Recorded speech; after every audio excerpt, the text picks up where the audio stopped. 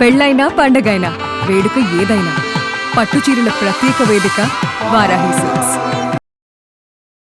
So ఇవాళ వారు రావడం చాలా సంతోషం. పవిత్ర కార్తీక మాసం, కార్తీక మాసం శోభ ఎలా కనిపిస్తోంది? అద్భుతంగా ఉందిగా, ఎక్కడ చూసినా.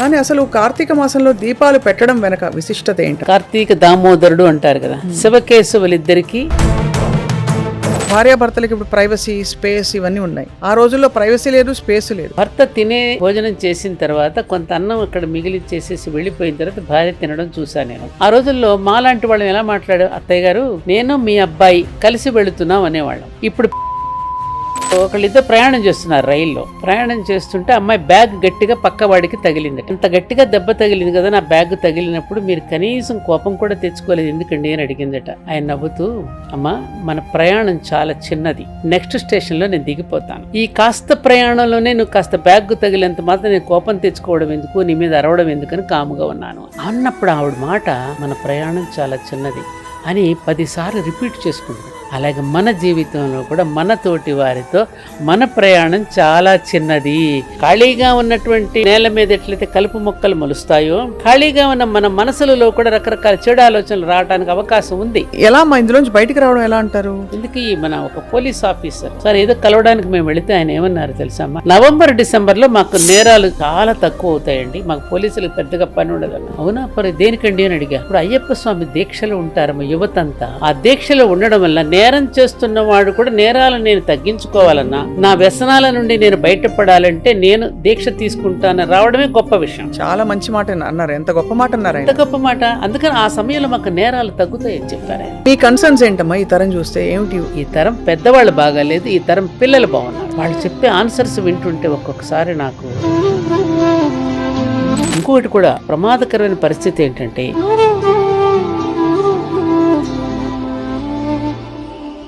అందరికీ నమస్కారం. సుమన్ టీవీలో ప్రత్యేకంగా మనందరికీ చాలా రకాల ధర్మ సందేహాలు వస్తున్నాయి ఈ మధ్య. ఎందుకంటే కాలం మారిపోతోంది.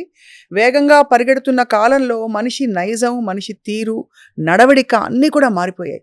మరి ఇంత ఫాస్ట్ యుగంలో రాబోయే 10-15 సంవత్సరాల్లో తర్వాత తరాల వాళ్ళు ఎలా ఉంటారో ఊహించుకుంటే చాలా భయానకంగా ఉంది. సో ఇవాళ మనందరికీ చాలా గురి ఉండి ఆధునిక యుగంలో పాత సంప్రదాయాల గురించి కూడా చాలా అర్థవంతంగా అందరికీ అర్థమయ్యేలా చెప్పే సత్యవాణి గారితో మాట్లాడబోతున్నాం. భారతీయం వ్యవస్థాపకులుగా, ఆధ్యాత్మికవేత్తగా, అలాగే విప్లవాత్మక భావజాలంతో ఈ యువతని, ఇవాల్టి ఈ తరం యువతని చైతన్యవంతులను చేస్తూ వారి ప్రయాణాన్ని కొనసాగించి దానికే జీవితాన్ని అంకితం చేసిన విషయం అందరికీ తెలుసు. సో ఇవాళ వారు రావడం చాలా సంతోషం. పవిత్ర కార్తీక మాసంలో. నమస్కారం. నమస్కారం తల్లి. కార్తీక మాసం శోభ ఎలా కనిపిస్తోంది? అద్భుతంగా ఉందిగా, ఎక్కడ చూసినా దేదీప్యమానంగా దీపాల వెలుగులో ఆలయాలన్నీ వెలిగిపోతున్నాయి. దానితో పాటు జీవితాలు కూడా వెలిగించుకుంటే ఇంకా అద్భుతంగా ఉంటుంది. మంచి మాట చెప్పారు. నేను అడగబోతున్న ప్రశ్న అదే.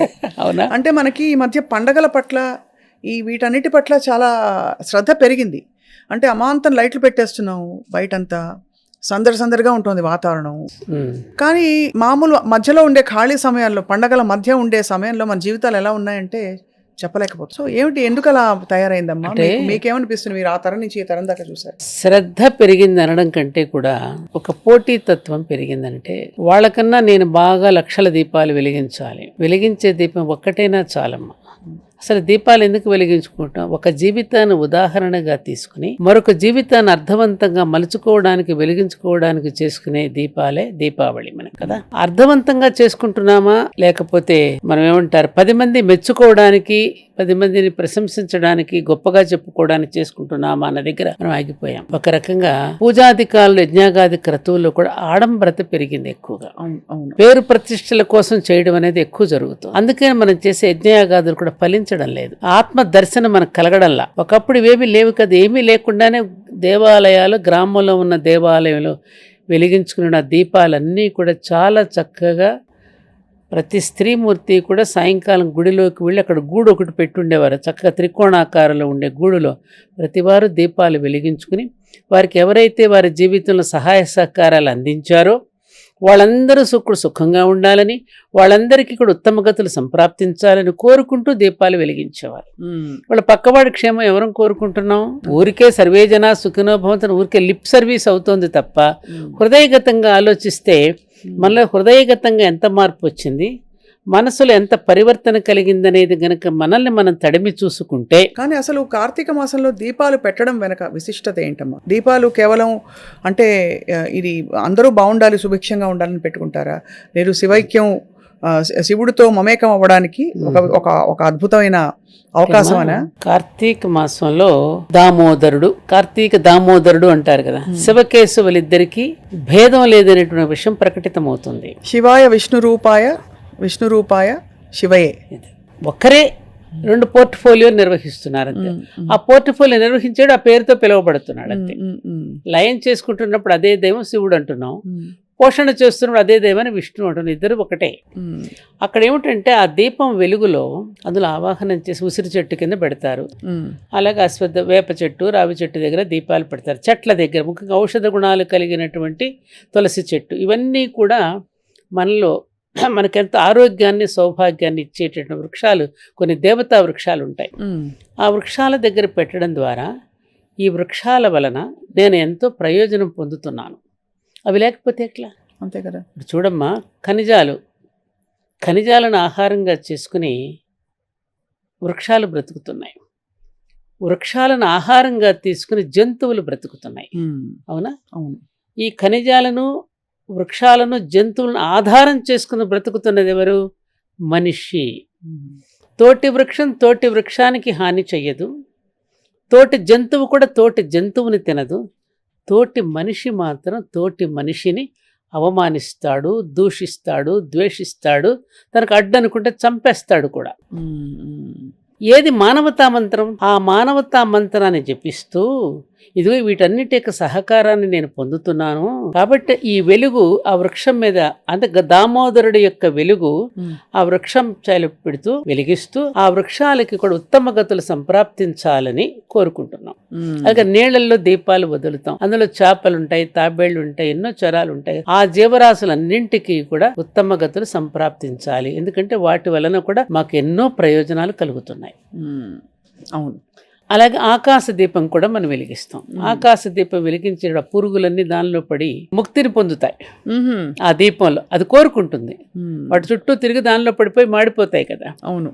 ఆ దీపం వెలిగించేటప్పుడు ఆ బ్రాహ్మణోత్తముడు ఎవరైతే వెలిగిస్తారో ఆ వెలుగు అతని మీద పడినప్పుడు వేదంతో పాటు వేదార్థాన్ని కూడా తెలుసుకుని జీవించేటట్టు, నీవు జీవిస్తూ 10 మందికి కూడా జీవించేటటువంటి హితాన్ని పలికే స్థితికి ఈ బ్రాహ్మణుడు కూడా ఉండాలి అని కోరుకుంటూ వెలిగించే దీపాలు ఇవి.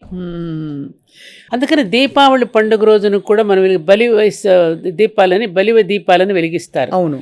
జీవితంలో మనకి ఎవరెవరైతే మన తాతగారు, ముత్తాతగారు, మన స్నేహితులు, లేకపోతే ఇంకా మనకు హితం కోరుకునే వాళ్ళు, గ్రామంలో మనకి ఏమైనా సహాయం చేసిన వాళ్ళు, వాళ్ళని తలుచుకుంటూ వాళ్ళకి కృతజ్ఞత చెప్పుకుంటూ వాళ్ళ పేరిట కూడా ఒక దీపం వెలిగిస్తాం. ఇదంతా ఒక గొప్ప సంస్కారం. అటువంటి సంస్కారయుతమైనటువంటి మానసిక స్థితిని మనలో పెంపొందించడానికి, మనం ఒక శీలవంతులుగా మారడానికి చేసినటువంటి ప్రక్రియ మనకి దీపాలు వెలిగించడంలో కనిపిస్తుంది. అదే అంటే ఆ జ్యోతిని మన లోపల కూడా మనం మరి లోపల ఒకటి మంత్రపుష్పంలో చెప్పారు, లోపల వెలిగే జ్యోతి పీతవర్ణంలో ఉండే మంత్రపుష్పంలో వర్ణిస్తారు కదా, లోపల ఉన్న జ్యోతి ఉన్నది కదా, అది కొడిగట్టుకోకుండా ఉండడానికి ఇవన్నీ ఈ ప్రక్రియలన్నీ పెట్టారు మన ఋషులు. ఈ దీపం కూడా కొడిగట్టుతూ ఉన్నప్పుడు దానికి ఏమిటేస్తాం మనం? కొడిగట్టుకుని ఉండాలంటే ఉత్తమమైన ఆలోచనలు, ఉత్తమమైన ఆలోచనలు ఉత్తమమైన మంచి మాటలుగా రూపొందుతాయి, మంచి మాటలే క్రియలుగా రూపొందుతాయి, క్రియలే అలవాట్లుగా రూపొందుతాయి, ఆ అలవాట్లే నడవడికగా మారుతుంది. మంచి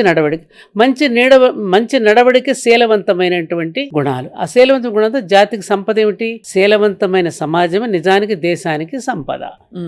ఇంత ప్రొసీజర్ పెట్టి మనలో సత్వరజస్తమో గుణాలను సరైన నిష్పత్తిలో ఉంచుకోవడానికి దీపాలు వెలిగించమ్మా, మెట్లకు బొట్టు పెట్టు, భజనలు చెయ్యండి, కీర్తనలు పాడండి, ఈ ప్రదక్షిణలు చెయ్యండి. వీటన్నింటిని కనుక పెట్టకపోతే స్వప్న, మనలో తమోగుణం ఎక్కువైపోతుంది. అందుకని ఈ త్రిగుణాలను సరైన నిష్పత్తిలో ఉంచడం కోసం అని చెప్పి మనకి క్రియాకలాపాల మీద దృష్టి పెట్టారు. మనం చూడండి, ఖాళీగా ఉన్నప్పుడు ఏమనిపిస్తుంది? పచ్చిమిరగా బజ్జీలు తిందాం, సినిమాకి పోదామా? ఖాళీగా ఉన్నటువంటి నేల మీద ఎట్లయితే కలుపు మొక్కలు మొలుస్తాయో ఖాళీగా ఉన్న మన మనసులలో కూడా రకరకాల చెడు ఆలోచనలు రావడానికి అవకాశం ఉంది. అంటే అవన్నీ మన ఆరోగ్యానికి, మంచి మనసుకి, జీవితానికి ఏది మంచిది కాదంట. మంచిది అందుకని టైంని ఇట్లా పెట్టేస్తే, అందులో నిమగ్నలు చేసేస్తే కర్మ జ్ఞానము రెండు సైమల్టేనియస్ గా రెండు పాదాలు లాంటివి, ఒక పాదం వెనుక ఒక పాదం నడుస్తున్నట్టుగా, రెండు రైలు పట్టాల రెండు ఒకేసారి నడిచేది కదా. అందుకని కర్మది ఈ జ్ఞానాన్ని కలిపి మనకి కర్మకాండాల్లో పెట్టి చేయించేశారు. దానివల్ల ప్రయోజనం పొందుతున్నాం. ఎందుకు మన ఒక పోలీస్ ఆఫీసర్ పరవ గారు ఉండేవారు సార్, ఏదో కలవడానికి మేము వెళితే ఆయన ఏమన్నారు తెలుసా? ఆయన పోలీస్ ఆఫీసర్, నవంబర్ డిసెంబర్లో మాకు నేరాలు చాలా తక్కువ అవుతాయండి, మాకు పోలీసులకు పెద్దగా పని ఉండదన్న. అవునా, మరి దేనికండి అని అడిగా. ఇప్పుడు అయ్యప్ప స్వామి దీక్షలో ఉంటారు మా యువతంతా. ఆ దీక్షలో ఉండడం వల్ల నేరం చేస్తున్న వాడు కూడా నేరాలను నేను తగ్గించుకోవాలన్నా, నా వ్యసనాల నుండి నేను బయటపడాలంటే నేను దీక్ష తీసుకుంటాను రావడమే గొప్ప విషయం. చాలా మంచి మాట అన్నారు. ఎంత గొప్ప మాట అన్నారు, ఎంత గొప్ప మాట. అందుకని ఆ సమయంలో మాకు నేరాలు తగ్గుతాయి. అలాగే కార్తీక మాసం రాగానే ఒక పవిత్రమైన భావన కలుగుతుంది, అట్లీస్ట్ ఒక భయం, భక్తి అంతవరకు పాజిటివ్ ఆలోచనలు ఉంటాయి. కాబట్టి ఆలయ ప్రాంగణంలో కూడా వెళ్ళిన ప్రతి ఒక్కరికి ఒక ప్రశాంతత లభిస్తుంది. ఆ దీపం వెలుగులో తమను తాము చూసుకోవడానికి, ఆ వెలుగులో వాళ్ళ యొక్క జీవితాన్ని వెలిగించుకోవడానికి కూడా అవకాశం. మీ చిన్నప్పుడంతా ఎలా ఉండేదమ్మా కార్తీక మాసం వేళ? మీకు ఎలా క్రమశిక్షణ అమ్మగారు చెప్పించారు? ఏమేమి చెప్పించారు? చాలా బాగుంది. తెల్లవారుజామునే లేవడం, చన్నీటి స్నానం చేయడం. చన్నీటి స్నానమే. గోవులు ఉండేవి కదా ఇంట్లో, గో పూజ, తులసి పూజ, అంతవరకే. ఎందుకంటే గృహస్థాశ్రమంలో ఉండేటటువంటి ముఖ్యంగా రైతు కుటుంబాల్లో, గ్రామాలలో అంతకంటే ఎక్కువ చేయడానికి వాళ్ళకి అవకాశం ఉంది. ఎందుకంటే బోలెడంత పని ఉంటుందమ్మా. ఇప్పుడంటే మీకు ఆధునిక సౌకర్యాలు వచ్చాయి, రుబ్బుకోవాలి, వండుకోవాలి, బయట పొయ్యిలు పెట్టి వెలిగించుకోవాలి, బంధువులు వస్తూ ఉంటారు. గ్యాస్ పొయ్యిలు ఏమి లేవు కదా, బయట బయట పొయ్యిలు ఉండేవి. ఎందుకంటే బయట పొయ్యి పెట్టుకుంటే సూర్యరశ్మి పడుతూ ఆ వంట బాగుంటుందని. ఆ రకమైన ఆరోగ్యకరమైన పద్ధతులు ఉండేవి కదా. అందుకని పనినే పూజగా భావించేటటువంటి వారు. సాయంకాలం వేళ మాత్రం దేవాలయానికి కూడా గూట్లో ఒక దీపం వెలిగించి సంకీర్తనలు పాడేవారు, భజనలు చేసేవారు, హరికథలు అలాంటివి చెప్పించేవారు. చాలా బాగుండేది. ఆహార నియమాలు ఎలా ఉండేది ఆ రోజుల్లో? ఎందుకంటే ఇప్పుడు మీరు అన్నట్టుగా వెరైటీలు పెరిగిపోయాయి. ఇంట్లో కూర్చుని ఎప్పుడు పడితే అప్పుడు రాత్రి 3 గంటలకైనా 2 గంటలకైనా ఏదో ఒకటి తెప్పించుకునే, బటన్ నొక్కేస్తే వచ్చేస్తున్నాయి. ఇప్పుడు బోలెడు వచ్చేసినాయి, ఆర్డర్ ఇవ్వగానే ఇట్లా నొక్కేగానే వచ్చేస్తున్నాయి కదా. ఆహార నియమాలు చాలా చక్కగా పాటించేవారు. ఒక్క పూట మాత్రమే భోజనం చేసేవారు, అది కూడా సాత్వికమైన ఆహారం. మజ్జిగన్నము లేకపోతే చారన్నం అట్లాంటివి తప్ప ఏ రకమైనటువంటి నాన్ వెజిటేరియన్ అట్లాంటివి లేకుండా సాత్వికంగా ఉండడానికి ప్రయత్నించేవారు. ఆ సమయంలో ముఖ్యంగా మా చిన్నప్పుడు నాకు బాగా నచ్చిన విషయం ఏంటంటే, మేము పక్కనే మా హై స్కూల్ ఉండేది, మేము అక్కడ చదువుకునేవాళ్ళం. చుట్టూ మామిడి తోటలు ఉండేవి కదమ్మా. ఇక ఒక రోజున కార్తీక వనభోజనాలకు వెళ్ళే ముందు రోజు ట్రాక్టర్లో ఎడ్ల బళ్ళ మీద మన ఇంట్లో ఉన్న రోళ్ళు, రోకళ్ళు, పెద్ద పెద్ద డేగిసాలు, కాగులు ఇవన్నీ ట్రాక్టర్ల మీద, బళ్ళ మీద తోటల్లోకి పంపేవారు. ఆ ఊరిలో ఉన్నటువంటి బ్రాహ్మణులు వాళ్ళు వంట చేసేవారు. సాత్విక ఆహారాన్ని మాకు పరిచయం చేసేవారు. ఏది ఉల్లి వెల్లుల్లి లేకుండా పచ్చళ్ళు నూరడం, మంచి పులిహోర, పెరుగన్నం, ముఖ్యంగా గుమ్మడికాయ కూర, నేతి బీరకాయ పచ్చడి, ఇవన్నీ చేసి సాత్విక ఆహారాన్ని తీసుకోవటం ఎట్లాగో నేర్పేవారు. దానితో పాటు ఇంకోటి ఏమిటి, మన గ్రామంలో ఉన్న అన్ని కులాల వాళ్ళని పిలిచేవారు. వీళ్ళు వంట చేసేవారు, అన్ని కులాల వాళ్ళని భోజనానికి పిలిచి అందరూ కలివిడితనంగా ఉండి భోజనం చేసేవారు. కానీ అప్పుడు అంత మంచి సౌభ్రాతృత్వం ఉండేది. ఇప్పుడు కులతత్వం ఎలా పెరిగిపోయింది మరి? ఇంకా ముందుకెళ్ళాం కదా మనం ఆధునికంగా. రాజకీయాలు వచ్చిన తర్వాత ఈ ఎర్షడ్ వర్గాలని గ్రామాల్లో ప్రవేశించాయి. ఓహో, అంత అప్పుడు లేవు, అంతకు ముందు అయితే ఎవరి పని వాళ్ళు. మా సమాజంలో ఇవన్నీ అంగాలం, శరీరానికి మనకు అంగాలు ఎటువంటివో ఈ విభాగాలన్నీ కూడా అంగాలు. ఎవరు లేకపోయినా నడవదుగా సమాజం. వృత్తులు, అన్ని వృత్తుల వాళ్ళు కూడా ఒకరికొకరు సహకరించుకుంటూ జీవన విధానం అనేది మన భారతీయ జీవన విధానం. ఎవరు లేకపోతే నడుస్తుంది? చాకలి సోదరుడు, మంగలి సోదరుడు, మాదిగ సోదరుడు, ఒక్కొక్కడు ఒక్కొక్క వృత్తిని నిర్వహిస్తూ ఉంటే ఆ వృత్తిని కూడా మనందరం కూడా ప్రోత్సహిస్తూ వారి దగ్గర మనము, మన దగ్గర వాళ్ళు తీసుకుంటూ ఒకరికొకరు సహకరించుకుంటూ బ్రతికిన గ్రామీణ జీవితం ఎంత గొప్పగా ఉండేది. నా పెళ్లి టైంలో అసలు డబ్బులు ఖర్చు అవ్వండి పెళ్లిళ్ళకి. పలానా ఊర్లో పలానా వారు అమ్మాయికి పెళ్ళి అవుతోంది, పాలన్నీ వారింటికి పంపండి, కూరగాయలు, బియ్యం దగ్గర నుంచి, పెరుగు దగ్గర నుంచి అందరి ఇంట్లో మన ఇంటికే వచ్చేసేవి. అంతేగాని ఇలా అసలు లక్షలు కోట్లు పెట్టి సమస్య లేదు, అస్సలు లేదండి. ఆ రోజుల్లో అనుకుంటే వేల కూడా లేవు, వేల ఖర్చు. పెళ్లి సామాన్లు కూడా బంధువులందరూ కలిసి కొనిచ్చేవారు. వాళ్ళకి సంసారం చేసుకోవడానికి, మన కుటుంబం నడవడానికి కావలసిన సామగ్రి అంతా బంధువులంతా కొనిచ్చేవారు. బంధువులు ముందుగానే వచ్చేవారు, వాళ్లే వంటలు చేసేవారు. సరసల్లాపాలు ఆడుకుంటూ మరదళ్ళు బావలు వీళ్ళందరూ వస్తే హాస్యాలు ఆడుకుంటూ అసలు ఆ పెళ్లి వైభవం ఇప్పుడు ఎక్కడున్నాయమ్మా? ఇప్పుడు కూడా పెళ్లిళ్ళకి వెళితే వాళ్ళని రిసీవ్ చేసుకోవటానికి ఎయిర్ హోస్టల్కి నిలబెడుతున్నారు, అక్కడ బౌన్సర్లను పెడుతున్నారు పైకి ఎక్కనివ్వకుండా. అక్షంతలు వేయడాన్ని వేల మందిని పిలవడం ఎందుకు? ఆ బౌన్సర్లను పెట్టుకుని పిలిచిన వాళ్ళని వచ్చిన వాళ్ళని వాళ్ళు ఇప్పుడే రాకండి అని చెప్పడం దీనికి అవమానం కాదు అది? అవునవును, వింత వింత పోకడలు వచ్చేసాయి చాలా. అదే మనిషికి మధ్య ఉండే బంధాలు. మీరు ఇందాక అన్నారు కదా స్వప్న, ఒకప్పుడు ప్రయాణ సౌకర్యాలు లేవు, ఇంత రవాణా సౌకర్యాలు రోడ్ల సౌకర్యాలు కూడా లేవు. ఎక్కడికక్కడ గ్రామీణ జీవితంలో అక్కడికున్నటువంటి చిన్న చిన్న గ్రామాలు వాళ్ళు అందరూ కలిసి ఉండేవాళ్ళు, పరిమితంగా ఉన్నా కూడా బాగుండేది. ఇప్పుడు ఏమైంది? విస్తృతం అయ్యింది, రవాణా సౌకర్యాలు పెరిగాయి, ఆధునిక సౌకర్యాలు పెరిగాయి. ఒకరి సంస్కృతి ఒకరి సంసర్గం చెందుతోంది. పాశ్చాత్య సంస్కృతి మన సంస్కృతి, దానికి తోడు పక్క రాష్ట్రం. ఇప్పుడు మెహందీ అనేది మనకు లేదు, అది వచ్చేసింది కొత్తగా మన పెళ్లిళ్ళలో. 5 రోజుల పెళ్లిళ్ళు 6 రోజులు ఒక రకంగా ఉండేది, ఒక అందంగా ఉండేది. దంచుకోవడం మొదలుకొని అన్ని కదా, పసుపు దంచడం, పసుపు అవన్నీ ఉన్నాయి. 5 రోజుల పెళ్లిళ్ళు 6 రోజుల్లోనే ఉండేవి. ఎలా ఉండేవి? ముందుగానే పెళ్లి కుమార్తెను చేస్తే బంధువుల్లో ఉన్నవాళ్ళు ఒక రోజున అమ్మాయిని తీసుకుని వెళ్ళి వాళ్ళింట్లో పెళ్లి కూతురుని చేసి ఆ బంధువులందరినీ పిలిచి అదొక సందడి, అదొక అందంగా ఉండేది. అవును, రకరకాలుగా ఉండేవి అక్కడ పెళ్ళిళ్ళు. బంధువులు వచ్చిన వాళ్ళు 4 రోజులు ఉండేవారు, ఆ ఆనందం వేరుగా ఉండేది. ఇప్పుడున్నటువంటి పెళ్ళిళ్ళు కృతకమైనటువంటి వాతావరణంలో జరుగుతున్నాయి. అవును, ఎక్కడ ఆప్యాయత, ఆత్మీయమైనటువంటి ఒక పలకరింపు అవేమీ లేవు. వాటిని కూడా కృత్రిమమైన మనుషుల్ని పెడుతున్నారు. మీరు అదే అన్నారు కదా, ఎయిర్ హోస్టెస్ పర్ఫెక్ట్ గా రాగానే ఓ పువ్వు ఇస్తారు, ఏదో చల్లుతారు, పైన పన్నీర్ చల్లుతారు. వెళ్ళండి భోజనాలు చేయడం ఓ పెద్ద ఎగ్జిబిషన్ లాగా దాదాపు కొన్ని వందల వెరైటీస్ పెట్టేస్తున్నారు. ఇది మెక్సికన్ ఫుడ్ అంటారు, చైనీస్ ఫుడ్ అంటారు, రకరకాలు. ఏది తినలేము, చావలేమటిని ఆస్వాదించలేము. ఒకటి కలిసిపోతుంటే ఆ పేర్లు తెలియవు, ఏది వడ్డించుకోవాలో తెలియక ప్లేట్ అక్కడ పారేసి వస్తాం. ఆ ప్లేట్ పట్టుకుంటేనే ఇంత బరువు ఉంటుంది, నిలబడి తినలేము. డబ్బులు చూస్తే వృధా.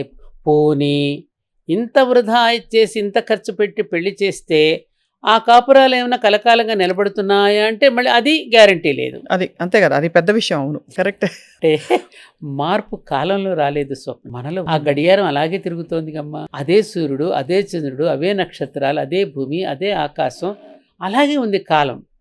కాలంలో మార్పులు కాదు వచ్చింది, మనుషులలో మార్పు వచ్చింది, మన ఆలోచనలలో మార్పు. అమ్మ, 1-2 సున్నితమైన అంశాలు ప్రస్తావిస్తాను. చెప్పండి. ఆ రోజుల్లో ఉమ్మడి కుటుంబాలు బాగా పొలమని ఒక ఇంట్లో చాలా మంది కలిసి ఉండేవారు. ఇప్పుడు భార్యాభర్తలకి ఇప్పుడు ప్రైవసీ, స్పేస్ ఇవన్నీ ఉన్నాయి. ఆ రోజుల్లో ప్రైవసీ లేదు, స్పేస్ లేదు. అసలు అన్యోన్య దాంపత్యం ఎట్లా సాధ్యమయ్యేది అంటే భార్యాభర్తకి ప్రత్యేకంగా వాళ్ళు కలిసి సినిమాలకు వెళ్ళడాలు, షికార్లకు వెళ్ళడాలు అవన్నీ చాలా తక్కువ. వాళ్ళిద్దరికి కలిసి మాట్లాడుకోవడానికే టైం దొరకదు. మరి ఎలా కుదురుకునేది? చాలా సున్నితంగా అడుగుతున్నాను మిమ్మల్ని. చాలా చక్కని ప్రశ్న. వాళ్ళ అన్యోన్యత ఒక రకమైనటువంటి అద్భుతమైన ఆరాధనా స్థితిలో ఉండేది. నిజంగానే మన పేరెంట్స్ ఎక్కడుండారో కూడా మనకు తెలిసేది కాదు చిన్నప్పుడు, మనకు ఇప్పటికీ గుర్తులేదు. ఏమ్మా, వాళ్ళు ఏంటంటే ఒకరికి ఉమ్మడి కుటుంబాల్లో ఉన్నప్పుడు భార్యాభర్త ఒకసారి నేను మంచి ప్రశ్న వేశారు. భర్త భోజనం చేసిన తర్వాత కొంత అన్నం అక్కడ మిగిలిచ్చేసేసి వెళ్ళిపోయిన తర్వాత భార్య తినడం చూసాను నేను. నాకేంటి బాగా అనిపించలేదు. అది ఏంటి చిడి, ఏంటి ఆయన తినేసిన తర్వాత ఈ అమ్మాయి తినడం ఏంటి అసహ్యంగా, ఇదేంటి బానిసత్వం లాగా. అప్పుడు నాకు ఒక ఆవిడ చెప్పింది ఇంట్లోనే, అది కాదమ్మా, ఉమ్మడి కుటుంబం కదా, అందరిలోనూ భార్య మీద తన ప్రేమను చాటుకోవడానికి అవకాశాలు తక్కువ. అవును, ఆవిడ లోపలంతా కూర్చొని చాకరీ చేస్తూ ఉంటుంది. 10 మంది 4 తోటికోడళ్ళ మీద ఎవరు ఎలా ఉంటారో తెలియదు. అంతే. తల్లి ముందు భర్త కూడా అంత స్వతంత్రంగా మాట్లాడలేకపోయేవాడు. లోపల భార్య మీద ప్రేమ ఉంటుంది, అందుకని తను పెట్టించుకుని కావాలని ఎక్కువగా పెట్టించుకుని అందులో వదిలేసి వెళ్ళిన తర్వాత తన భార్య కోసం వదిలేసి వెళితే అది భోజనం చేస్తుంది. మరి దాన్ని ప్రేమ అంటారా? దాన్ని ఏమంటారు? ప్రేమ, ఖచ్చితంగా ప్రేమే. ఏమంటారు? అలా సైన్ లాంగ్వేజ్ ఉండేది. అలా ఉండేది, సైన్ లాంగ్వేజ్ ఉండేది. వాళ్ళ లోపల ఉంటుంది ఆ ప్రేమ, బయటికి కనిపించనిచ్చేవారు కాదు. తమ పిల్లల్ని ఎత్తుకునేవారు కాదు. మా ఇంట్లో నేను చూశానుగా, మా అన్నయ్య తన పిల్లల్ని ఎప్పుడు ఎత్తుకోవడం నేను చూడాలి. తమ్ముడు పిల్లల్ని దగ్గరికి తీసుకుని అతను ఎత్తుకునేవారు. ఆ తమ్ముడు మళ్ళీ ఆ తమ్ముడు పిల్లల్ని, అలాగే తమ సొంత పిల్లల్ని తాము దగ్గరకు తీసుకోవడానికి కూడా వాళ్ళు ఇష్టం లేక కాదు, అది ఇష్టం లేక కాదు. ఇప్పటికీ మా అన్నయ్య రాకుండా మా రెండో అన్నయ్య భోజనం చేయడు, అన్నయ్యని రాని భోజనం చేస్తా అన్నాడు.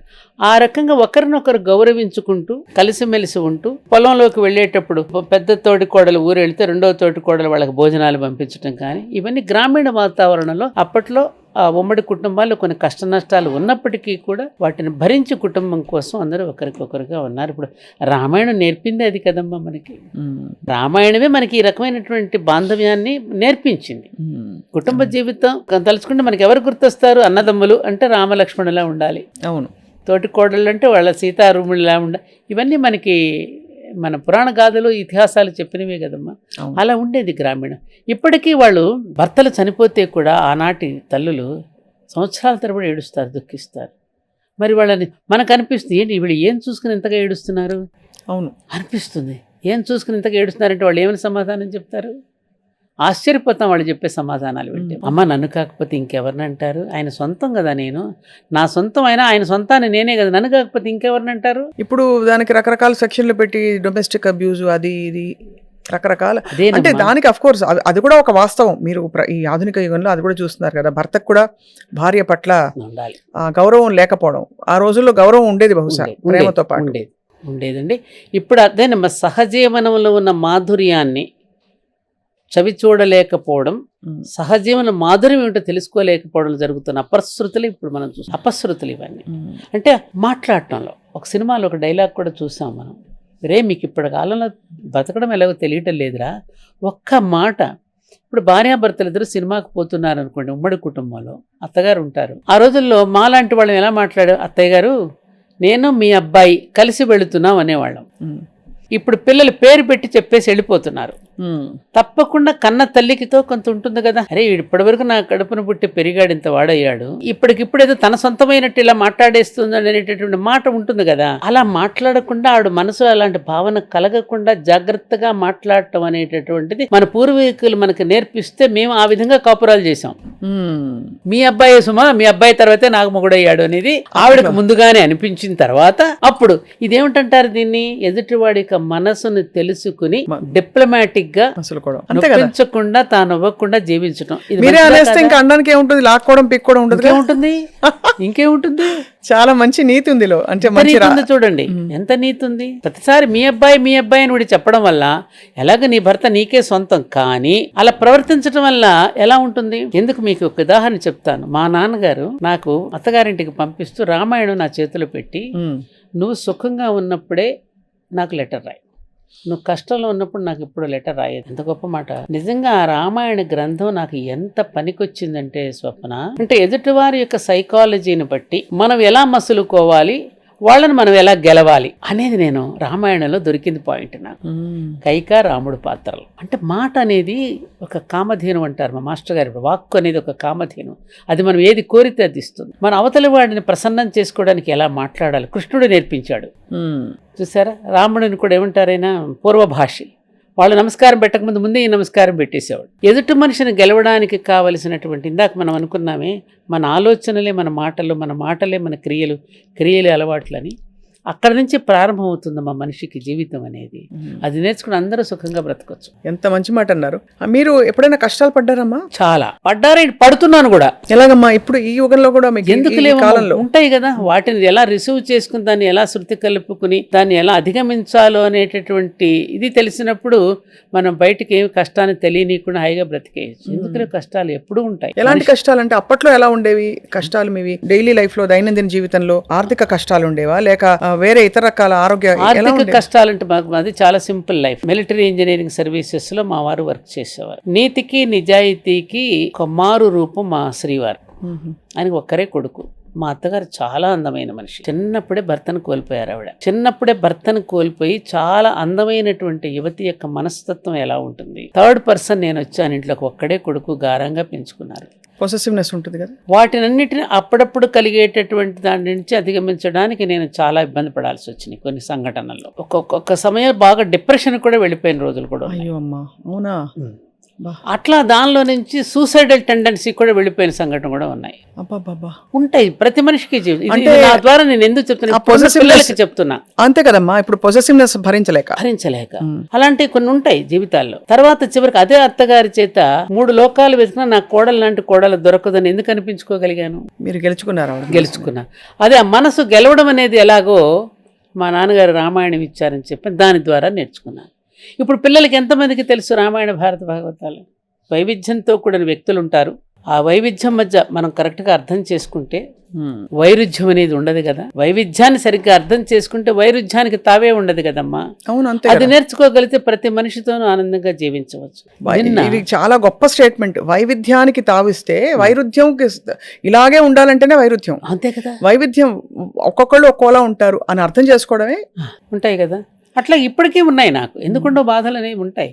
వాటిని కూడా ఎట్లా తీసుకుని వెళ్ళాలనేటటువంటి దాంట్లో ఒడుపుగా జీవించడం నేర్చుకోగలిగితే అదే జీవన కళ. ఒడుపుగా ఎలా తప్పించుకుని దాన్ని ఒడుపుగా జీవించడం అనేది ప్రతి మనిషికి తెలిస్తే ప్రతి మనిషి జీవితం హాయిగా ఉంటుంది.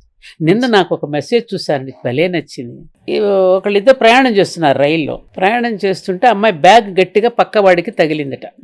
కాసేపు ఆగి, అంత గట్టిగా దెబ్బ తగిలింది కదా, నా బ్యాగ్ తగిలినప్పుడు మీరు కనీసం కోపం కూడా తెచ్చుకోలేదు ఎందుకండి అని అడిగిందట పక్కవాడిని.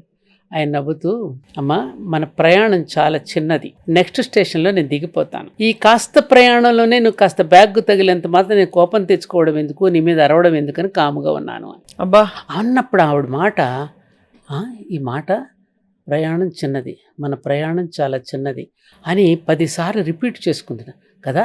మన ప్రయాణం చాలా చిన్నది, మన ప్రయాణం చాలా చిన్నది. అలాగే మన జీవితంలో కూడా మన తోటి వారితో మన ప్రయాణం చాలా చిన్నది, మన ప్రయాణం చాలా చిన్నది. ఈలోపు కానీ ఈ కక్షలు ఎందుకు, కార్పణ్యాలు ఎందుకు, గొడవలు ఎందుకు? ఎంత గొప్ప డైలాగ్ అమ్మా అది.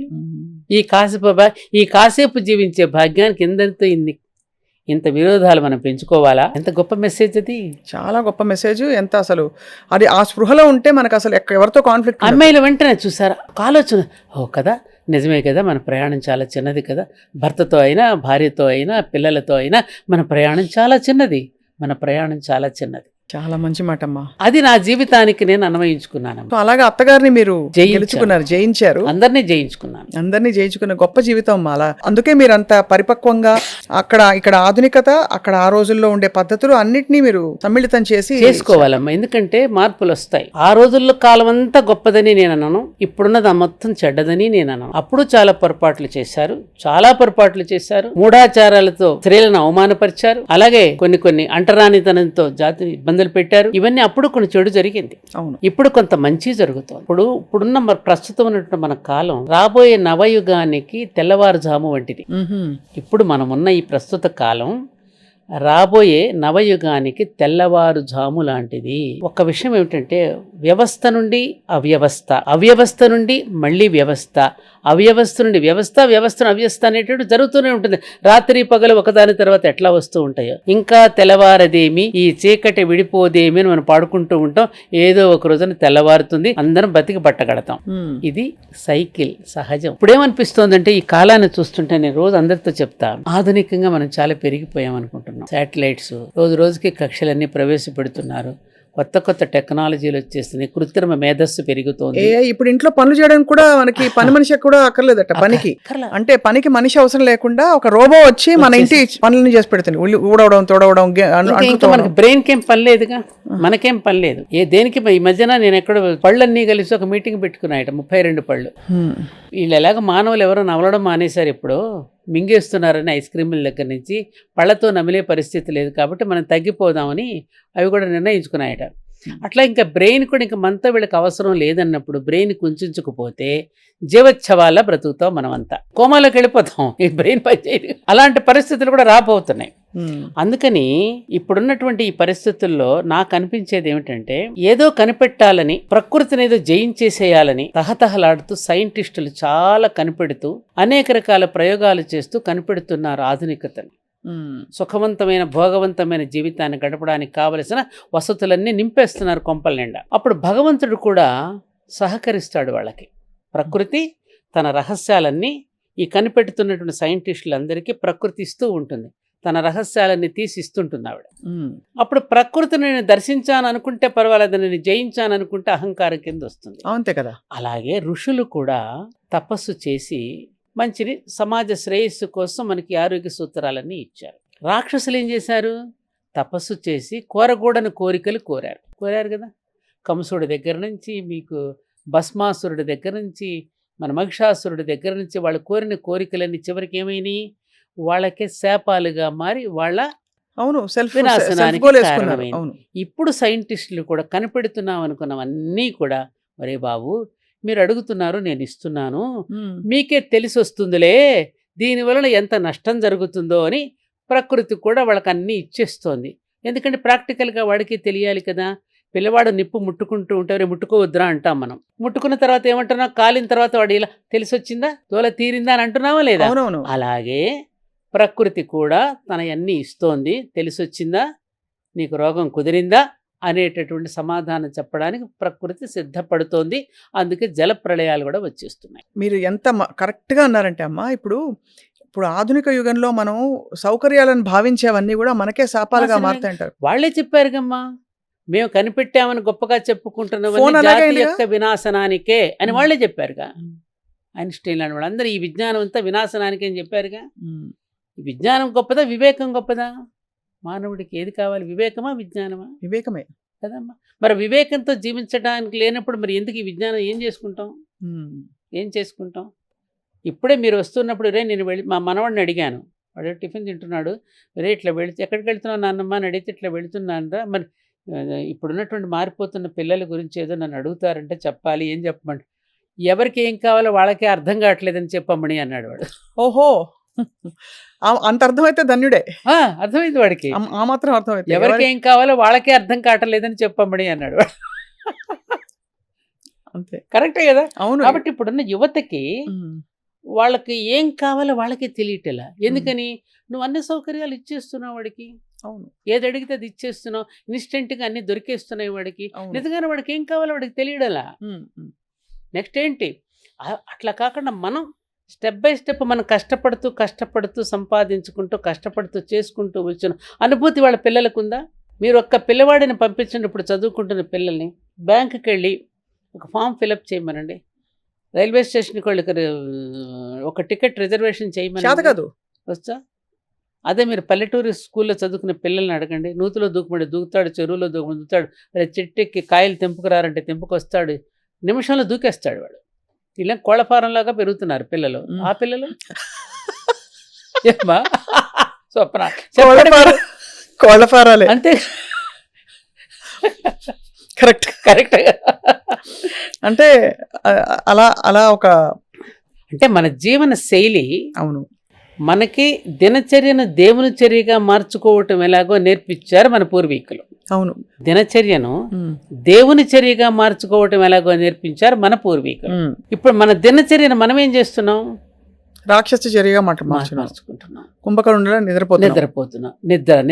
నిద్ర లేపడానికి చాలా ఇబ్బంది పడుతున్నాం. ఒక్కొక్కళ్ళని మత్తు వదలరా, మత్తు వదలరా. పిల్లలు నిద్రలేపడం నిజంగానే కష్టం అండి. చాలా కష్టంగా ఉందండి. చిన్నప్పుడు అసలు ఒక టైంలో అయితే చన్నీళ్లు మొహం మీద చల్లేవారు. అది అసలు చాలా ఏం ఇప్పుడు వినడానికి చాలా కిరాతకంగా ఉంటుంది ఎదురు కానీ తిరిగి కొడుతున్నారమ్మా తల్లిదండ్రులు పిల్లలు. ఇంకేం చేస్తాం? అదేంటే మీరు తింటలేదా, మీరు చేయటం లేదా అని అడుగుతున్నారు. వీళ్ళ దగ్గర ఆన్సర్ లేదుగా. మరి వీళ్ళు అదే పని చేస్తున్నారుగా. ఇప్పుడు వీళ్ళు అదే పని చేస్తున్నారు కదమ్మా. అందుకని వాళ్ళని కోప్పట్టే అధికారం కూడా వీళ్ళు కోల్పోతున్నారు. బహుశా మీ కాలంలో అయితే తెలియనే తెలియదు బయటకు వెళ్ళి భోంచేయడం. అబే అసలు పిండి వంటలు బ్రహ్మాండంగా ఇంట్లో చేసేవారు, పెద్దవాళ్ళంతా ఉండేవారు. ఆ పిండి వంటలు వాళ్ళ పిల్లలకి పనికిరావుగా పిల్లలకి. ఇప్పుడు అన్ని బర్త్డే వస్తే అదే పుట్టినరోజులు అవే. ఏ ఒకేషన్ వచ్చినా కూడా స్కూల్లో ఏదైనా జరిగినా కూడా కేకులు, పేస్ట్రీలు, బర్గర్లు, మ్యాగీలు పాడు. ఏ టిఫిన్ బాక్స్ చూడండి మీరు, పిల్లల లంచ్ బాక్స్ ఏముంటుంది అందులో? అయితే మరి ఎలా ఇందులోంచి బయటికి రావడం ఎలా అంటారు? అందరికీ తెలిసి వచ్చే రోజు వస్తుంది. ఆల్రెడీ ప్రకృతి స్టార్ట్ చేసింది తన పని. అమ్మా ఆల్రెడీ ప్రకృతి మొదలుపెట్టిన కరోనా దగ్గర నుంచి ప్రకృతి తన చర్యలను స్టార్ట్ చేసింది. మానవుడికి బుద్ధి చెప్పడానికి కావలసిన చర్యలని ఆల్రెడీ మొదలయ్యింది. మన దాకా వస్తే అప్పుడు కానీ తెలియదు. ఒక్కొక్కళ్ళు కనువిప్పు కలిగేటటువంటి రోజు వస్తే కానీ తెలియదు. మాలాంటి పెద్దవాళ్ళని చెప్తే పెద్దవాళ్ళందరినీ పాత సామాను కింద జమ కట్టేశారంటగా. ఇప్పుడు ఈ మధ్యకాలంలో మీ ఇంట్లో పాత సామాన్లు ఉన్నాయా అని అడుగుతున్నారటగా పెద్దవాళ్ళు ఎవరైనా ఉంటే.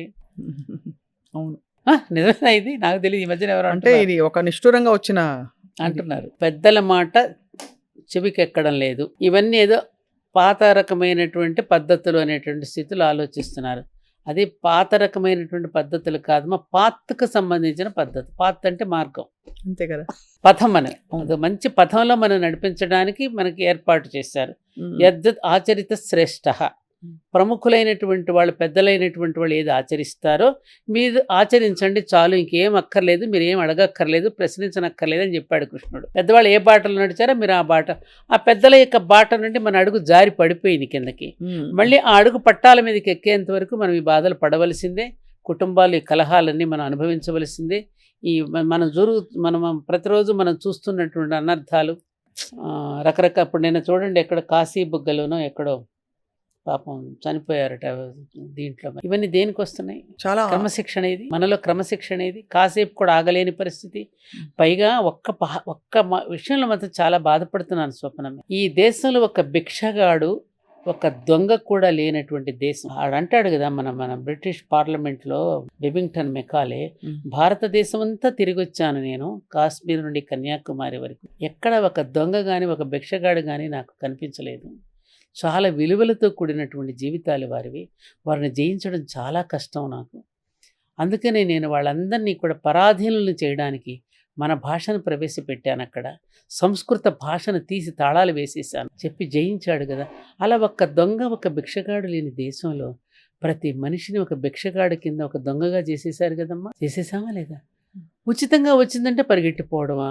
ఎవరికో ఏదో వచ్చేస్తుంది, పుణ్యం వస్తుందని పొలోమంటూ వెళ్ళిపోతాం. ఒక క్రమశిక్షణ లేదు, పాడు లేదు. ఎంతమంది అక్కడికి వెళ్ళగానే మీకు ఆ పుణ్యం వచ్చేస్తుందని అనగానే పొలోమంటూ పరిగెత్తుకు వెళ్ళి ప్రాణాలు కోల్పోతున్నారు కదా. చాలా అవును. అలా ఇచ్చేస్తాడా వెంటనే భగవంతుడు? అంత తేలిగ్గా ఉన్నాడా భగవంతుడికి? ఇదే పని. ఈ పెద్ద పెద్ద ఘట్టాలకు ఇదే ఒక పూనకంలా వస్తుంది. ఎందుకండి ఇలా చెప్పడు? ఎందుకు ఇంకా మభ్యపెడతాం? పూర్వకాలంలో మన పెద్దవాళ్ళు అన్నం తినిపిస్తూ చందమామ రావే, జాబిల్లి రావే అని గోరుముద్దలు తినిపిస్తూ వాడినట్ల ఏమర్చి అన్నం తినిపించడానికి ఒక ప్రక్రియ. అది పక్కలో పడుకోబెట్టి కథలు చెప్పి, నాన్న నువ్వు ఇలా చేస్తే నీకు చాక్లెట్ ఇస్తాంట, నువ్వు చదువుకో, ఇది చేస్తే అది చేస్తాను. ఎందుకని వాడిని ఆ మార్గంలో పెట్టడానికి, బుజ్జగించడానికి చెప్పిన మాటలని పెద్ద అయిన తర్వాత కూడా అదే బుజ్జగించు మాటలు మీరు చెప్తే వాడిని వంచడం కాదా? మనల్ని మనం వంచుకుంటూ ఇతరులను వంచడం కాదా ఇలాంటివి చెప్పడం? అవును, అంతే కదా. అది చేస్తే పుణ్యం వచ్చేస్తుంది. నిన్న మా గోశాలకి ఎవరో వచ్చారు, ఎవరో చెప్పారట, అక్కడ ఆవు ఎన్ని వెంట్రుకలు కిందకి రాలిస్తే అంత పుణ్యలోకాలకు వెళతారని చెప్పారని. ఈ మధ్యకాలం రాళ్ళు తెచ్చేవాళ్ళని ఆపలేకపోతున్నాం. అవి గోక్కోవడానికి తెచ్చే రాళ్ళు ఎవరో చెప్పారు, నా రాళ్ళు తీసుకొచ్చి అక్కడ పడేసిపోతారు. మా రాయి పెట్టలేదు, మా రాయి పెట్టలేదు అని కోపం. ఇది ఎక్కడైనా ఉందా అసలు? పెద్దవాళ్ళు పైగా వాళ్ళని రోజు రోజుకి మనం అజ్ఞానంలో పడేస్తున్నామా, లేకపోతే వాళ్ళలో ఒక మేధస్సును రగిలిస్తున్నామా? అంటే ఎందుకు ఈ తపన ఎక్కువైపోయింది? అంటే ఏదో పొందాలని. చూపు ఊర్ధ్వపు లోకంలో ఉండాలా, అధో లోకంలో ఉండాలా? అదే కదా. హయ్యర్ లెవెల్లో థింక్ చేయడానికి బదులు ఇంకా మన లోయర్ లెవెల్లో థింక్ చేస్తూ ఇంకా నువ్వు ఎల్కేజీలో కూర్చోబెట్టి చెప్తే ఎలా వాళ్ళకి పాఠాలు? ఎంత ప్రమాదం జరుగుతుందని ఎంతమంది నవ్వుకుంటున్నారు మనల్ని చూసి, ఎంతమంది వేళాకోళానికి గురవుతున్నాం మనం. ఎప్పుడు ఆలయాలకు వచ్చినా ఇలాగే ప్రవర్తిస్తున్నారు. ఎక్కడికి వెళ్ళినా ఇలాగే ప్రవర్తిస్తే మనల్ని చూసి 10 మంది నవ్వుకోరండి. అవునవును. వాళ్ళ ప్రపంచ దేశాలన్నీ కూడా క్రమశిక్షణతో మనదైనటువంటి సనాతన ధర్మాన్ని ఆచరించడానికి పద్యాలు నేర్చుకుంటున్నారు, శ్లోకాలు నేర్చుకున్నారు, రుద్ర రమకాలు బ్రహ్మాండంగా చదువుతున్నారు, చక్కగా నాట్యమో సంగీతమో నేర్చుకుంటున్నారు, ప్రదర్శిస్తున్నారు. అద్భుతంగా మనదైనటువంటి సంస్కృతిని అవలంబించుకోవడానికి వాళ్ళు ఊబిర్లుడుతుంటే మనం ఏంటమ్మా ఇలా అయిపోతున్నాం? మనకి వినోదానికి కూడా ఒక నిర్వచనం మారిపోయింది.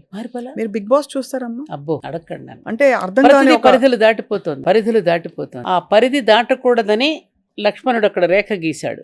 లక్ష్మణ రేఖను ఎందుకంటాం మనం? అంటే ఆ గీత ఖచ్చితంగా సంస్కృతి దాటకూడదు. సంస్కృతి దాటకొస్తే ప్రమాదం. అదే జరిగిందిగా. రాముడు ధర్మం అయితే సీతమ్మ సంస్కృతి. ఆ సంస్కృతి కనుక దాటిందంటే ప్రమాదం సుమా అని చెప్పి గీశాడు. కాదని చెప్పేసి ఆవిడ వెళ్ళింది, నమ్మేసింది, మాయ మాటలు నమ్మేసింది. రాముడిని ఏదో చేసేస్తాడేమో భయంతో వెళ్ళిపోతే ఏమైంది? మళ్ళీ ఆయన కలపడానికి వివేకమైన ఆంజనేయుడు రావాల్సి వచ్చింది. ధర్మాన్నించి సంస్కృతి విడిపోతే వివేకమైన ఆంజనేయుడు వస్తే కానీ మళ్ళీ ధర్మము సంస్కృతి కలవదు. అందుకని ప్రతి యువకుడు ఇవాళ ఒక వివేకానందుడై, ప్రతి యువకుడు ఒక ఆంజనేయుడై, ప్రతి యువకుడు ఒక ప్రహ్లాదుడై వాళ్ళ జాతిని మళ్ళీ కలపవలసిన అవసరం ఉన్నది. అంటే ఇది విమర్శించాలని నేను ప్రస్తావించలేదమ్మా, కానీ మీరు అన్నట్టు నిజంగా ఒక పరాకాష్ఠకి వెళ్ళిపోయింది ఇటువంటి వినోదభరిత కార్యక్రమాలు. అబ్బో, అంటే వినోదం జగుప్సాకరమైన ఏకీకరమైన వినోదం. మళ్ళీ దాని మీద మామూలుగా అంటే రకరకాల చర్చలు జరుగుతూ వాళ్ళు ఏమిటి, వాళ్ళ క్యారెక్టర్ ఏమిటి అని రకరకాల నెగిటివ్ ఎమోషన్స్ రావడం. ఇప్పుడు నేను ఏదైనా మాట్లాడినా కూడా దాని మీద ఇంకొకటి చర్చ పెడతారు, ఇంకొకటి మాట్లాడారు. ఇది మరీ ఎక్కువైపోయి అభిప్రాయాలు అభిమతాలు ఎక్కువైపోయి ప్రజలను ఒక గందరగోళ పరిస్థితిలో పడేస్తాం. కరెక్ట్ గా చెప్పారు. ఇది మంచిదా? ఇంకొకటి కూడా ప్రమాదకరమైన పరిస్థితి ఏంటంటే ఈ ఆధ్యాత్మిక స్పిరిచువలిజంలో కూడా ఒక సైకోస్ తయారవుతున్నారు. కరెక్ట్ గా చెప్పారమ్మా. నిజమండి. ఒక పిచ్చెక్కిన వాళ్ళు అది చెప్పారు కాబట్టి మనం ఇలా చేయాలి. ఢిల్లీలో ఒక సంఘటన జరిగింది, గుర్తుందా మీకు? ఎన్నో గొట్టాలు పెట్టేసి ఇంట్లో ఒక ట్యూబులు పెట్టేసి ఆ ట్యూబుల్లో నుంచి ఆత్మ వెళ్ళిపోతుందని అందరూ ఒకేసారి చనిపోయారు. అంటే ఇదొక పిచ్చ. రెండో పిచ్చ పర్వర్షన్. ఇంకోళ్ళు మనం గొంతు చించుకుని అరుస్తున్నాం, వీళ్ళు అది పాటించట్లేదు, వాళ్ళు ఇది పాటించట్లేదు అని అదొక సంస్కృతి మొదలైంది. మళ్ళీ అదొకటి గొంతు చించుకుని అరుస్తున్నారు చాలా మంది. ఎందుకు? పూర్వకాలం నుంచి వీళ్ళందరూ చెప్తేనే పాటించారా? అసలు ఆధ్యాత్మికత అనేది పుట్టుకతోనే ప్రారంభమైందమ్మా, మనసులోనే ఉంది. ఆధ్యాత్మికత అంటే ఏదో పెద్ద గ్రంథాల్లో చదివేది ఆధ్యాత్మికత కాదు, మన జీవితమే జీవించటమే ఆధ్యాత్మికత. అవును, లైఫ్ అది, ఒక వే ఆఫ్ లైఫ్ అది. ఎందుకంటే పురాణాలు కానీ ఇతిహాసాలు కానీ ఇలా జరిగాను కదా. శృతి అంటే వేదము, స్మృతులు అంటే ధర్మశాస్త్రాలు, సంప్రదాయం దానికి నిచ్చెనేటి సత్సాంప్రదాయాలు మనకు ఏర్పాటు చేసినటువంటి ఇవన్నీ కూడా పూజాధికారి, ఇవన్నీ దానికి నిచ్చెన లాంటి. వేదం అర్థం కాదు కాబట్టి ధర్మశాస్త్రాలు ఒక పర్సానిఫికేషన్, ఒక మనిషికి ఆపాదించి మన కథలుగా చెప్పారు. ఆ కథలే మన జీవితం. మహాభారతం చదివితే వైవిధ్యమైనటువంటి పాత్రలు ఉంటాయి, విభిన్న స్వభావాలు కలిగిన వాళ్ళు ఉంటారు సమాజంలో, వాళ్ళందరితో కలిసి ఉండటం ఎలాగో నేర్పింది. రామాయణం అంటే కుటుంబం ఎలా ఉండాలో, ప్రజలను ఎలా పరిపాలించాలో మనకు చక్కగా దాని అనుపానులన్నీ మనకు తెలియచేస్తారు. దాని ప్రకారమే మనం నడుచుకుంటున్నాం, వాళ్ళనే గుర్తు చేసుకుంటున్నాం, వాళ్ళ జీవితాలతోనే సమన్వయం చేసుకుంటున్నాం మన జీవితాన్ని కూడా. సింపుల్. దీనికోసం దీంతా చించేసుకుని గొంతు చించుకుని మాట్లాడుకోవాల్సిన అవసరం ఏముంది? ఇలా మాట్లాడుకున్నారా? పూర్వంలో మా ఇళ్లలో జరగలేదా? ఇప్పటికీ జీవించడం లేదా? పర్ఫెక్ట్ గా చెప్పారమ్మా. ఆధ్యాత్మికత అంటే వ్రతాలు, పూజలు, నోములు, పారాయణలే కాదు. నన్ను నువ్వు తెలుసుకో, నేనెవరిని, నేను ఎందుకు వచ్చాను, నాకంటూ ఒక రోల్ ఉంది, భగవంతుడు ఒక పాత్రతనిచ్చాడు, ఆ పాత్రతను నేను సజావుగా నిర్వహించడమే ఆధ్యాత్మికత. నన్ను కూడా ఆధ్యాత్మికవేత్త అంటే నేను ఒప్పుకోను. నన్ను ఎవరైనా పరిచయం, ఎందుకు మా ఆధ్యాత్మికవేత్త అంటే చాలా పెద్ద పదం అమ్మా. ప్రతిదీ మీరు చిన్న శ్లోకాలు చెప్పినా పద్యాలు చెప్పినా ఆధ్యాత్మికవేత్తలు అనేస్తున్నారు ఎందుకు? అందరికీ శ్రీలు ఎందుకు తగిలించేస్తున్నారు ఇట్లా? దానికంటూ ఒక అర్హత ఉండాలి. నన్ను కూడా అలా అనొద్దని చెప్తాను నేను అందరికీ. కానీ మీరు చాలా నిజంగా అందరికీ అర్థమయ్యేలా చాలా రీజనబుల్ గా చెప్తారు. సోషల్ ఇప్పుడు మనకి వాడికి అర్థమయ్యేటంటే, పిల్లవాడు అడుగుతున్నాడు ఇవాళ, ఒకప్పుడు మా చిన్నప్పుడు మాకు భూకంపం ఎలా వస్తుందమ్మా అంటే, మా జేజమ్మ వాళ్ళు భూమి కంపించినప్పుడు ఇక్కడి నుంచి ఇక్కడికి మారుతుందమ్మా బరువు ఎక్కినప్పుడు, ఆ మారుతున్నప్పుడు వచ్చే ప్రకంపనే భూకంపం అని చెప్పేది. అలాగానే దండం పెట్టేసేవాడు. వాళ్ళు ఆలోచిస్తే ఏమీ చదువు రాకపోయినా వాళ్ళు చెప్పిందంటే ఎంత అర్థం ఉందమ్మా. సైన్స్ కూడా అంతే కదా. ఆ భూమి యొక్క సమతుల్యతను మనం దెబ్బతీసినప్పుడు అది కంపిస్తోందిగా, అంతే కదా. భూకంపం ఎందుకు వస్తుంది? నిజమే. ఇప్పుడు చూడండి, ఆకాశ హర్మ్యాలు కట్టేస్తున్నాం, ఎక్కడ చూసినా భవనాలు ఎక్కడ ఆకాశాన్ని తాకుతున్నట్టుగా కనిపిస్తున్నాయి. లోపలికి ఎంత లోతు తవ్వుతున్నాం మన స్వార్థం కోసం. మనం కంఫర్ట్గా జీవించాలని మనం ఏదో భోగలాలసలో పడిపోయి ఎంత లోతుకు వెళుతున్నాం మనం. ఎక్కడ బ్యాలెన్స్ తప్పుతుందా లేదా? ఒకవైపున పర్వతాలు, ఒకవైపున నదులు, ఒకవైపున సముద్రం, ఒకవైపున చెట్లు, దీని బ్యాలెన్స్. ఒకప్పుడు పూర్వంలో మేము ఎడ్ల బండి కట్టుకుని వెళుతూ ఉంటే మా అన్నయ్యలు బండి తోలుతూ మరి వెనక బరువు ఎక్కినట్టు కొంచెం బస్తాలు తీసుకురండి ముందే ఇండి అనేవారు. అంటే ఏంటి, అక్కడ బ్యాలెన్స్ తప్పింది కదా. ఇప్పుడు అదే కదా, మరి ఇప్పుడు అదే ప్రకృతిలో బ్యాలెన్స్ తప్పుతుందా లేదా? ఈక్విలిబ్రియం అంటారు, దాన్ని మెయింటైన్ చేయాలా లేదా? మరి మానవులుగా మనం ఎంతవరకు ఆలోచిస్తున్నాం? మన చదువు ఎక్కడికి పోయింది? మన వివేకం ఎక్కడ తగలబడింది? మరి ఇంత భూమి మనకి ఇచ్చినప్పుడు 100 మంది ఉన్న చోట నువ్వు 1000 మందిని పెడుతున్నావు, 10 మంది ఉండవలసిన చోట 100 మందిని కూర్చోబెడుతున్నావు. ఎలా ఉంటుంది అక్కడ బ్యాలెన్స్? నీళ్ళు ఎక్కడి నుంచి తెస్తారు? పంచభూతాల గురించి మనం ఆలోచిస్తున్నామా? మరి దానికి కోపం రాదా? అగ్నికి కోపం రాదా? వాయువుకి కోపం రాదా? ఇవన్నీ స్తంభించిపోతే ఒకరోజు ఏమవుతాం? మనంతా ఖచ్చితంగా అవుతున్నావా? అన్ని కరువు కాటకాలు, మన వైపరీత్యాలు అన్ని జరిగిపోతున్నాయి. ఇప్పుడు జలప్రళయం ప్రారంభమైంది కదా, ముంచేస్తుంది కదా. ఎప్పుడు కురుస్తుంది వర్షం? అనావృష్టి, అతివృష్టి, అనావృష్టిలు చూస్తున్నామా లేదా? నేను పెద్దగా ఏం చదువుకోలేదమ్మా. మేము చదువుకునేది ఎంత? 10వ తరగతి. ఇప్పుడు మాది 11వ తరగతి. జిల్లా పరిషత్ హై స్కూల్లో ఎస్ఎస్ఎల్సి నేను చదువుకున్నది అంతవరకు. జిల్లా పరిషత్ తెలుగు మీడియము. మా నాన్నగారు మా అమ్మగారు ఏం చదువుకున్నారు? 4వ తరగతి, 2వ.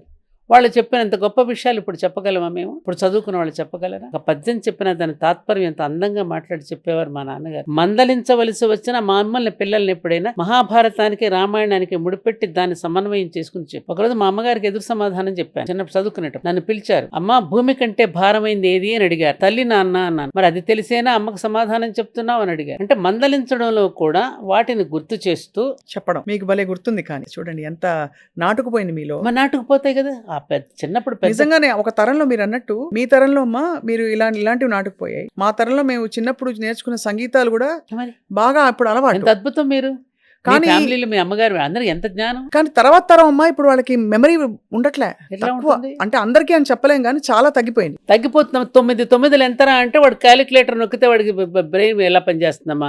ఎక్కాలి కింద నుంచి పైకి, పై నుంచి కిందకి చెప్పించేవారు మాతో పెద్దమాల శిక్షల విషయాలు. ఇప్పుడు పిల్లలకి తిథులు తెలియదు, మాసాలు తెలియదు, నక్షత్రాలు తెలియదు. చిన్న లెక్క కూడా ఇది చూసి చెప్తున్నాడు. ప్రతిదానికి గూగుల్లో సెర్చ్ చేసుకుంటున్నాడు ప్రతి చిన్నదీను. వాడికి బ్రెయిన్ ఎక్కడ పనిచేస్తుంది? అవును. కాబట్టి వాళ్ళకి మనం ఇప్పుడు స్వామి వివేకానందుడు ఒక మాట అంటాడండి, ముందు మానవుడికి కావలసిన అవసరాలు తీర్చడం చాలా కష్టం. నిజంగా మానవుడికి అవసరాలు రెండు, ఒకటి మానసిక పరమైనవి, ఒకటి శారీరక పరమైనవి, రెండే అవసరాలు. అలాంటి అవసరాలు తీర్చాలంటే ముందు జనాభా పెరుగుతున్న కొద్దీ చాలా కష్టము. కేవలం వ్యాపార దృష్టితో చేసే వాటిని బహిష్కరించి తీరవలసిందే అన్నాడు. అర్థమైందా నేను చెప్పి? అర్థమైంది. కేవలం వ్యాపార దృష్టితో చేసే వాళ్ళని బహిష్కరించాల్సిందే, వాటిని తీసేయాలి. అవును. సముద్రంలో పారేయాలి. ఇది సమాజానికి చేటు చేస్తుంది అనుకున్నప్పుడు దాన్ని సమాజంలో పెట్టకూడదు. మా అత్తగారు అనేవారు బంగాళదుంపలు ఒకసారి తినకూడదని ఏదో వచ్చింది పెద్ద వార్త, బంగాళదుంపలు ఇది వస్తాను. మా అత్తగారు ఒక మాట అన్నారు, మేడం బంగాళదుంపలు తినకూడదని రేడియోలో చెప్పే బదులు బంగాళదుంపలు మార్కెట్లోకి రానియకుండా చెయ్యొచ్చు కదా అనేవారు. అవి ఎంత గొప్ప మాట అది. అవును, కరెక్టే. అవును. అలాంటి అసలు మార్కెట్లో ప్రజల కళ్ళ పడకుండా ఉంటే చూస్తే జాగ్రత్త పడొచ్చుగా. వచ్చిన తర్వాత మనం ఎంత మొత్తుకుంటే ప్రజలు ఎంతవరకు వింటారు? ఎందుకంటే పెద్దల మాటలు చద్ది మూటలని ఎందుకన్నారు? అనుభవంతో చెప్పే మాటలమ్మా అవి. అప్పుడు చిన్నప్పుడు మాకు కోపం వచ్చి ఉండొచ్చు, కానీ పెరిగిన తర్వాత అబ్బో నిజంగా అమ్మ నా మాట చెప్పేది, నాన్న ఈ మాట చెప్పారు కదా, కరెక్టే కదా. ఆ కాసేపు మనం ఓపిక పట్టకపోయి ఉంటే ఎలా ఉండేది జీవితం? చిన్నప్పుడు మేము కూడా కాపురానికి వచ్చినప్పుడు ఎవరమైనా కొంచెం భయపడతాం. కొత్త ఇల్లు, కొత్త వాతావరణం, కొత్త వ్యక్తులు. అప్పుడు మనకు ఒక డిప్రెషన్ వస్తుంది. అమ్మ వీళ్ళతో ముందు కొనసాగించలేమనే భయం ఏర్పడుతుంది. అవును. అప్పుడు వాళ్ళ దగ్గరకు తీసుకుని మేము కూడా వచ్చిన కొత్తలో ఇలాగే భయపడ్డాము. తర్వాత స్వభావాలు అర్థమవుతాయి. వాళ్ళతో శృతి కలుపుకుని జీవించడం ఎలాగో మీకు అర్థమవుతుందమ్మా అని నెమ్మదిగా చెప్పి పంపబట్టి మేము కాపురాలు నిలబెట్టుకోగలిగాం. అవును, నిజమే కదా. ఆ రోజున అమ్మ చెప్పకపోతే, పెద్దమ్మ చెప్పకపోతే, నాన్నగారు చెప్పకపోతే ఏమైపోయి ఉండేవాళ్ళం అని అనిపిస్తుందా లేదా? అవును. ఇవాళ ఆ పరిస్థితి ఉందా? అసలు ఇప్పుడు అంత చెప్పుకోవడం, ఫోటో షూట్స్కి వీటికి పెడుతున్నంత టైంని వాటిని అసలు ఈ పిల్లలకి వివాహ వ్యవస్థలో ఇది మనకున్నటువంటిది ఒక యూనిట్, 2 కుటుంబాల కలయిక, 2 భిన్న మనస్తత్వాలు. అమ్మకు బ్యాటరీ పెట్టేటప్పుడు నెగిటివ్ పాజిటివ్ 2 కలిపి పెడితేనే బ్యాటరీ వెలుగుతోంది. అందుకని భార్యాభర్తలు ఉత్తర దక్షిణ ధృవాలు ఉంటాయి, 2 కలిసి జీవించడమే గొప్పతనం. అవును కదమ్మా. ఒక చోట మొక్కను పెడితే ఆ మొక్కను తీసి మరొక చోట నాటితే మళ్ళీ ఈ వాతావరణానికి అలవాటు పడటానికి 2-3 రోజులు పడుతుందమ్మా. మళ్ళీ నిటారుగా నిలబడుతుంది. ఇప్పుడు వాడిపోయినట్టు కనిపిస్తుంది కానీ తర్వాత నిగనగలాడుతుంది అని మనం ఎగ్జాంపుల్గా చెప్తే ఎవరైనా చెప్తున్నావా? వింటున్నారా? అంటే ఎవరికి వాళ్ళకి తెలిసి వస్తుంది. ఇప్పుడు ఏం చేస్తున్నారు? అమెరికాలో ఉద్యోగాలు లేవు. ఒకప్పుడు అమెరికా అబ్బాయి అయితేనే పిల్లనిస్తాం అన్నారు. ఇవాళ ఏం పర్వాలేదండి, ఒక 20 ఎకరాలు 10 ఎకరాల పొలం ఉంటే చాలు, వ్యవసాయం చేసినా అని చేస్తున్నారు. అసలు పిల్లవాడు పెళ్ళొద్దు అంటున్నాడు, అమ్మాయి పెళ్ళొద్దు అంటుంది. ఏమిటి మరి ఇది? పిల్లలు అసలు వద్దంటున్నారు, పిల్లల్ని కనవంటున్నారు. దేనిని బాగా పడిపోయిందమ్మా చాలా దేశాల్లో. జనాభా భారతదేశం ఒకటే పడిపోయి కొన్ని దేశాల్లో అయితే బాగా తగ్గిపోయిందట పిల్లల కండం అనేది. ఇదంతా ఏం లేదు స్వప్న, నేను చెప్పాక ఎప్పుడో ఇప్పుడు ఎగ్స్ ఫర్టిలైజింగ్ అని వినుంటారు మీరు. అంటే మనం ఎగ్స్ తీసుకెళ్లి దాచడం తర్వాత కండానికి చాలా ఉన్నాయి. ఆ రోజుల్లో లేదే లేదు, ఇవన్నీ పురాణ కాలంలో కూడా ఉన్నవే. మన ఫర్టిలైజేషన్ ఇవన్నీ లేవేంటి? గాంధారి కథ చూస్తే ఏమిటి, అయ్యో నిజ కథలు చూస్తే ఏమిటి, ఇవన్నీ లేకేం కాదు. అది అప్పటికప్పుడు ఆ అవసరంలో ఆ సంతానం దానికి చెప్పడానికి పుట్టించారు. అందుకని అదే ఇప్పుడు కూడా కొనసాగిస్తామంటే ఎలా కుదురుతుంది? అంతే. సృష్టిలో లేనిది లేదు, సృష్టిలో ప్రతిదానికి వద్దని చెప్పలేదు, దేనికైనా హద్దు ఉండాలని చెప్పింది తప్ప వద్దు అని చెప్పలా. అంతే, హద్దు ఉండాలని చెప్పింది. పరిమితులు దాటితే ప్రమాదం అని చెప్పింది. ప్రమాద గంటికలు సూచించారు. ఆ ప్రమాదంలోకి వెళ్ళి పడిపోతే మళ్ళీ మనకే తెలిసి వస్తుంది. మళ్ళీ వెనక్కి వస్తాం, తప్పది ఇది. మళ్ళీ వెనక్కి వస్తాం. మీ వంటి వారు అప్పుడప్పుడు గుర్తు చేయడం అమ్మా అవసరం. అందుకే మిమ్మల్ని ఇబ్బంది పెట్టి వాళ్ళ ఏం పర్వాలేదమ్మా. ఎందుకంటే మీరు చెప్తే అర్థమయ్యేలా చెప్తారు, చమత్కారంతో చెప్తారు, విపరీతమైన ప్రేమతో కూడా చెప్తారు. ప్రేమే మా సమాజం మీద మనకు ఉండేది ప్రేమే. ఎందుకంటే ఎవరు మంది మనం ఊరికే వసుదైవ కుటుంబం ఊరికే మాటల్లో చెప్పుకోవడం కాదు. ఈ సమాజంలో మనం ఒక భాగం.